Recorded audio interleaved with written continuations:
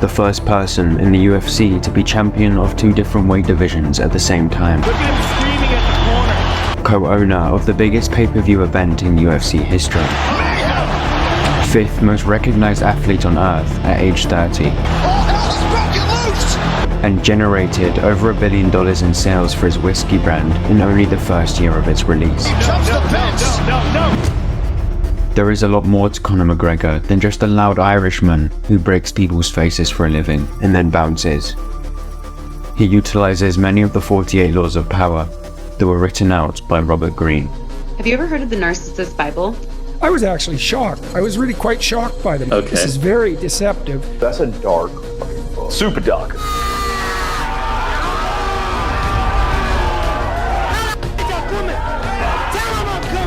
The 48 Laws of Power is banned in many prisons across the United States. Why? Because it's one of the most tactical, thorough, and detailed books on amassing power that's ever been written. There's some things in there that you might feel like are evil. Know how power works so you can use it to do good and defend yourself from people who want to do bad. Humans by our nature, we want power.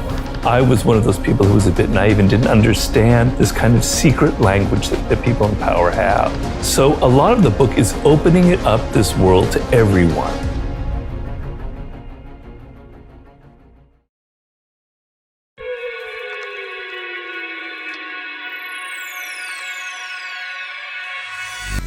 Draw attention to yourself by creating an unforgettable, even controversial image.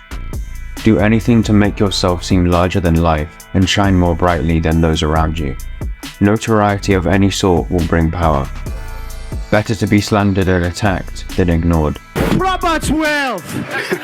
Proper Irish whiskey from a proper Irish animal! Yes! Oh Lord, save me, that's tasty! McGregor never lets himself get lost in the crowd. He stands out as a magnet of attention.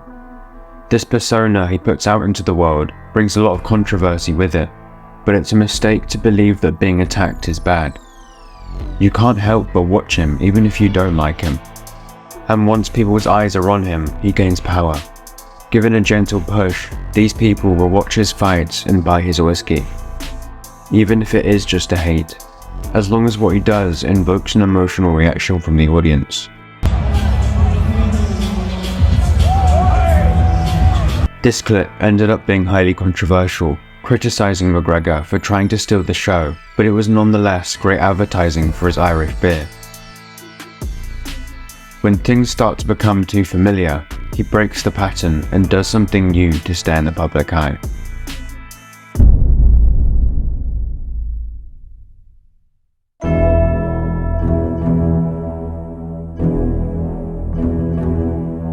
To maintain your independence, you must always be needed and wanted. The more you are relied on, the more freedom you have. Make people depend on you for their happiness and prosperity, and you have nothing to fear. Never teach them enough so that they can do without you. If you're replaceable in your job, you'll be fired tomorrow and they'll come in and they'll replace you, right? So you want to make people dependent on you. You want to be the one person who can do what you do. They're all trying to talk like me, they're all trying to be me. Everyone in the game wants this fight. This is the lottery fight. It was Conor McGregor who was responsible for the large initial rise in the UFC's popularity, becoming the face of the sport. And without me, this whole fucking ship sinks. He put the UFC on the map.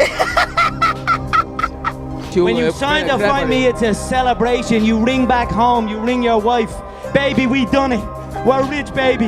Conor McGregor made us rich. Break out the red panties. Whether you like him or not, he f***ing raised the bar. He raised the bar for everyone. Because he was so valuable to the company, it is Dana White, owner of the UFC. He could bend into doing what he wants. Conor's late. He's coming. I'm confident it's going to be a nice paycheck. Can you give us the range? I'm estimating a good 80 million. 80? Come on. Yeah. I mean, this fucking guy has thousands and thousands of people fly from Ireland to Vegas every time he fights. The weigh-ins, it seems like you're in Dublin. What did you make for Khabib? 50 of it. Wow. Likewise, when Khabib was at his biggest in the UFC, He threatened to leave if Dana didn't unban one of his friends from fighting in the octagon. Because of Khabib's influence and irreplaceability, he got what he wanted. The ultimate power is to be able to get people to do what you want. When you can do this without having to use force like Conor can, then you have access to untouchable freedom. There are no substitutes for what Conor brings to the UFC. This worldwide phenomena. He's the biggest combat sport athlete, not just of today, ever. There's no one like him.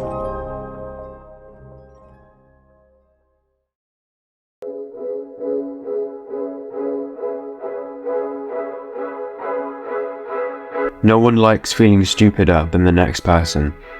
The trick then is to make your victims feel smart, and not just smart, but smarter than you are.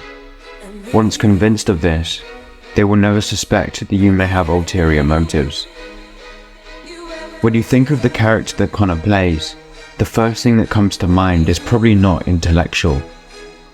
He makes his opponents believe he is reckless and more of a nuisance. I'm a f***ing pimp! Rocky Guilty Mick!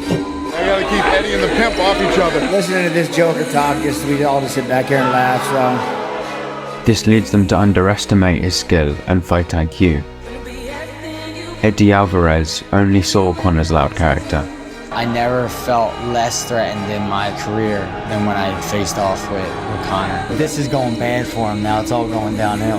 This may have made him underprepared for the fight. As humans, we tend to have a need to put people in neat categories. We are so willing to polarize and label someone as stupid, instead of looking deeper, as it requires too much mental bandwidth. It is a lazy form of thinking, and you should catch yourself whenever you do it. Otherwise, you might end up being in for an unpleasant surprise.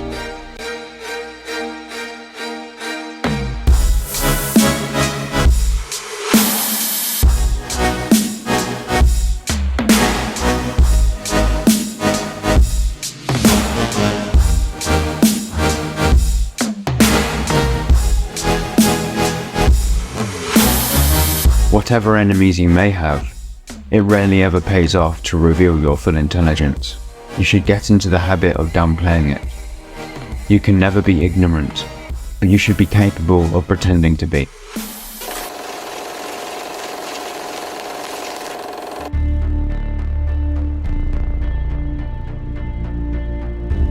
If you are unsure of a course of action, do not attempt it. Your doubts and hesitations will infect your execution. Timidity is dangerous. Better to enter with boldness.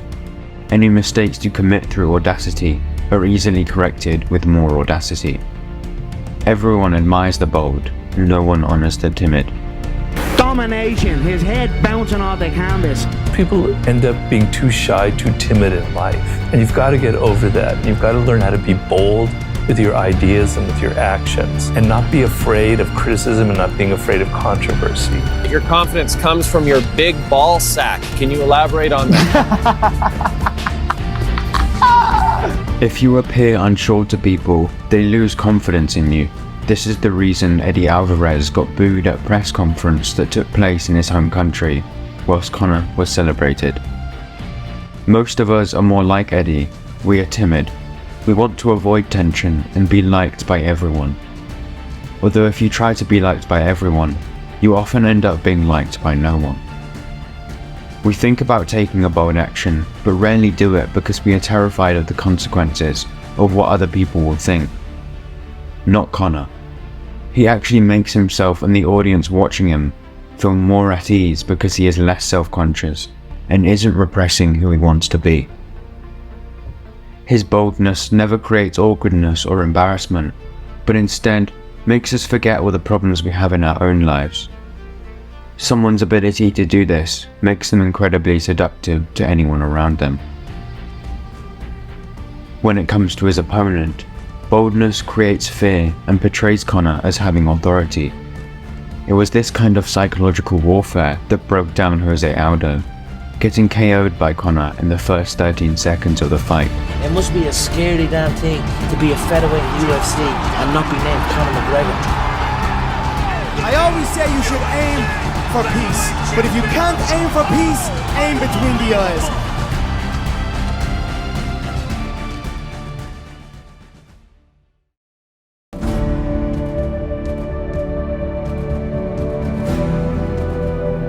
The ending is everything. Plan all the way to it, taking into account all the possible consequences, obstacles, and twists of fortune. By planning to the end, you will not be overwhelmed by circumstances, and you will know when to stop. I felt when we stared down, I felt his right hand was twitching, which was a subtle tell for me. He is ready to unload that right hand, and I feel that could be a downfall for him. If he lets that right hand go, I will not be there. I simply enter the way I enter, and that is enough. They either overextend or they shrink away, but either way it is not good for them. I will create traps and dead space inside that octagon, and I will walk him into that dead space, but all of a sudden he will be in danger. How do you do that? How do you predict these? If you can see it here, and you have the courage enough to speak it, it will happen. Most people are ruled by emotions instead of their head. Their plans are vague if they have any at all. When they meet their obstacles, they improvise. Of course, you need to be prepared for a certain amount of flexibility in your plan as well, and not make it too rigid, otherwise it can just make you fragile. But most people lose less from over-planning than under-planning. Conor is famous for using visualization to help him do this. We are ready for all outcomes, all situations, all scenarios. Supreme confidence you are looking at here. I know every shot everyone throws. I know every move everyone makes. And he mimicked what he was going to do in the green room. There's video of him pretending to be Aldo, and then him showing what he's going to do in counter. He does the exact move in the dressing room, knowing that that's going to be the fight.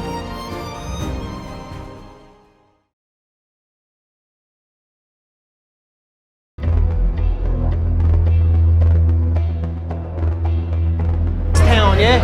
I own Rio. I run New York City. I own this river.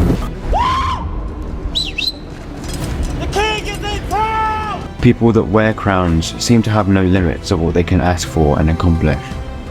This is something that is effective in nearly all areas of life. Conor McGregor believes so much in his greatness, it has become an almost self-fulfilling prophecy. The good life. AKA the McGregor life.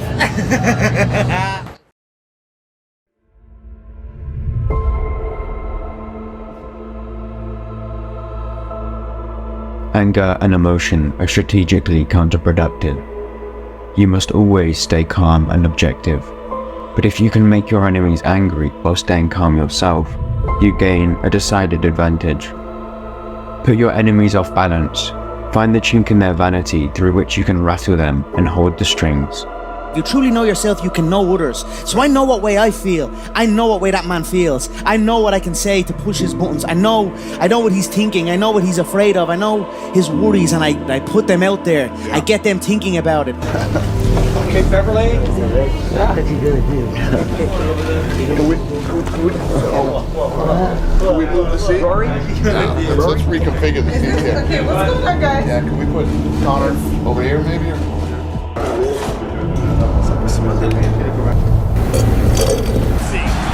Jose Aldo, Conor McGregor. Conor looks extremely loose, and Aldo looks like he's feeling the pressure of this moment. Conor relaxed, smiling. Oh! You put your enemies off balance when you anger them. Stirring the water makes them act sooner and more impulsively than they otherwise would. Angry people also end up looking ridiculous, as their response seems out of proportion as they take things too seriously. And what makes it more comical is that they believe that anger outburst signifies power. Even if people are temporarily put on edge by the anger, you lose their respect in the long run. If you're so caught up in the present moment, you have no perspective on life. You're always reacting to what other people give you. This is a law that Conor has utilized well, but has also fallen prey to himself. When Eddie Alvarez shifted his chair and it made a noise that Conor thought was him throwing something, this happened.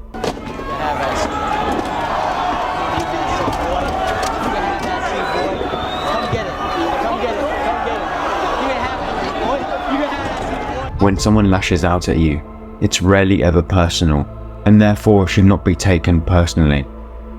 It is either done to throw you off, as Conor does, or it is something they have said because they are annoyed at a larger issue and just need that release. Nothing in the game of power is personal. Just be empty in there, empty of thought, empty of emotion, empty of anything. The guy could say anything to me. He could say anything to me. It would not faze me, it would not make me go in there any differently than I would if he said nothing. I've got blinkers on, right? I'm just focused. Nothing can infiltrate my internal thoughts. You've got to be able to control your breathing and control your emotions in there.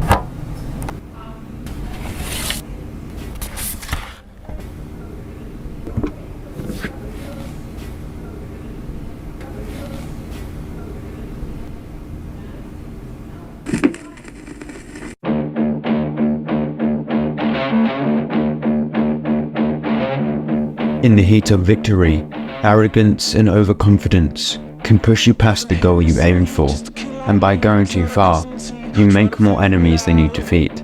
Do not allow success to go to your head. Set a goal, and when you reach it, stop. What is so admirable about Conor is that despite all the trash talk leading up to a fight, once the fight is over, he shows nothing but respect.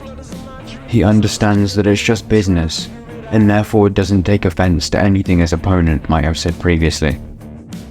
Even if his opponent had took what he had said personally, they realize after their fight in the cage, it was nothing of the sort, and Conor therefore creates few enemies once the whole thing is over. Nate Diaz as tough as they come. Dustin Poirier took that loss on the chin and came back and has showcased a good mental strength and has had some great, phenomenal fights and wins inside the octagon. The only exception to this is with Khabib, because of how far it got out of hand during the build-up to the fight. It's almost inhuman to know when to stop. Sometimes success is the worst thing that can happen.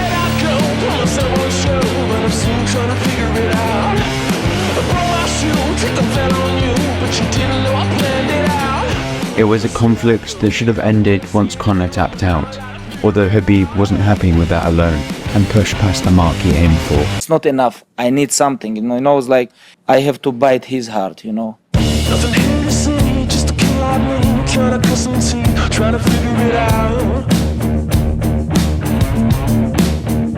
The moment you have success or victory, that's the time to step back, calm down, reassess where you are, and in fact consolidate and not go ahead because you're headed towards disaster otherwise.